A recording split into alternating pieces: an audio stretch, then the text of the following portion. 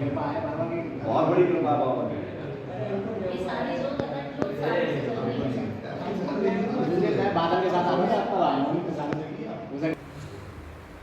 बहन जी, ये जो मंदिर है, ये दरबार है, बालाजी मंदिर का दरबार, ये कितना पुराना है और इसकी प्राचीनतम महत्वता क्या है? सबसे पहले ये बताइए।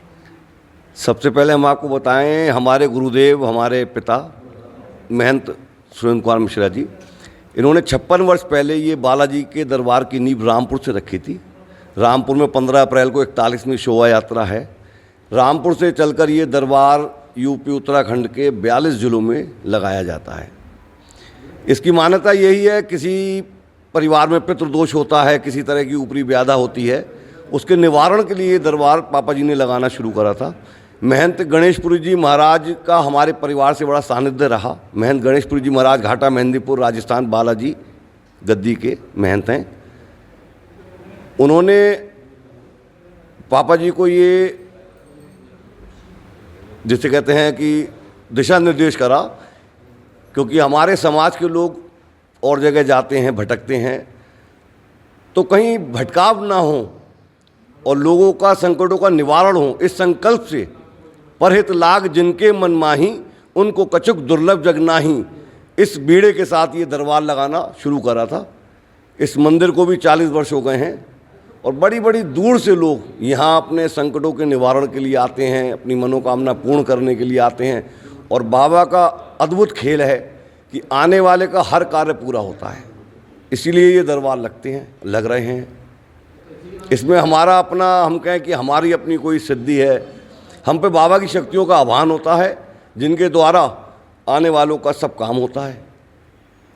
जी, बरेली में भी अलग एक बालाजी है, मंदिर है वहाँ पर, जैसे राम बदायूं रोड पे, हल्द्वानी में भी बालाजी दरबार लगता है, एक दो जगह और भी लगता है। तो इस बालाजी दरबार की ऐसी कौन सी विशेषता है जो इसे बाकी मंदिरों से अलग बनाती है, ये बाकी दरबारों से अलग बनाती है? सब दरबारों से अलग इस दरबार की एक ही विशेषता है, यूपी उत्तराखंड में जितने भी बालाजी दरबार लग रहे हैं, जितने भी उस गद्दी के महंत हैं या गुरु हैं, वो सब किसी ना किसी समय मेरे पिताजी के शागिर्द रह चुके हैं। बस यही इस दरबार की सबसे प्रथम बात है कि बरेली से लेकर आप यूपी उत्तराखंड के जितने भी बालाजी दरबार हैं, इसके जितने भी गुरु गद्दी के लोग हैं, वो सब मेरे पापा जी के शागिर्द रह चुके हैं। मैंने अपने बचपन से उन लोगों को अपने पापा की शागिर्दी करते देखा है और आज मैं उन लोग को दरबार लगाते देखता हूँ।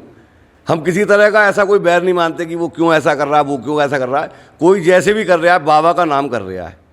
लेकिन कुछ लोग हैं जो बाबा के नाम को धूमिल भी करते हैं, इसका बात को कहने में भी मुझे संकोच नहीं होता है।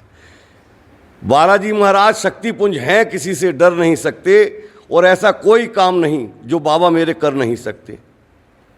अब यह है कि कोई 8वीं क्लास का छात्र है तो इंटर के बच्चे को नहीं पढ़ा सकता, उसी तरह जो गद्दी पे बैठे हैं उन पे बाबा की कितनी कृपा है, उसके माध्यम से वो कितना कुछ कर सकते हैं, बस ये बात वो करती है।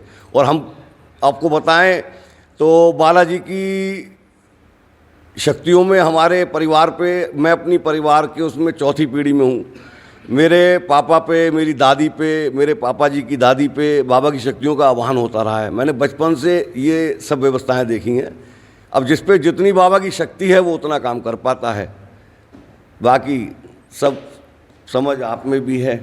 यहाँ ये जो अखंड ज्योत जल रही है, इसकी क्या महत्वता है? इस अखंड ज्योत को हम बालाजी से पद यात्रा करके लाए थे। एक ज्योत, दो ज्योत, इसमें जब ये मंदिर स्थापित हुआ था 83-84 में, तो ये ज्योत जली थी। ये अखंड ज्योत जलती रहती हैं। बाबा ने ऐसा मन बनवाया तो बालाजी से पद यात्रा करके ये ज्योत लेकर आए थे हम। इन ज्योतों में किसी भी तरह का कोई रोग होता है, उस रोगी का 1.25 किलो घी का उतारा इस ज्योत में लगा दिया जाता है। जो दवा उसे नहीं लग रही होती है वो दवा उसे लगने लगती है। ये चमत्कार है इन ज्योतों का। कोई व्यक्ति गुमशुदा हो गया है, उसका फोटो इस ज्योत के नीचे लगाया जाता है और 1.25 किलो घी उतार के लगाया जाता है, उसका पता चल जाता है वो जीवित है तो और नहीं है तो। ये ऐसे चमत्कारों से ही दरबार चल रहा है। तो जो 8 तारीख को आपका आयोजन है उसके विषय में थोड़ा बताएं। 8 तारीख को जो आयोजन है ये बाबा के जन्मदिन के उपलक्ष्य में है।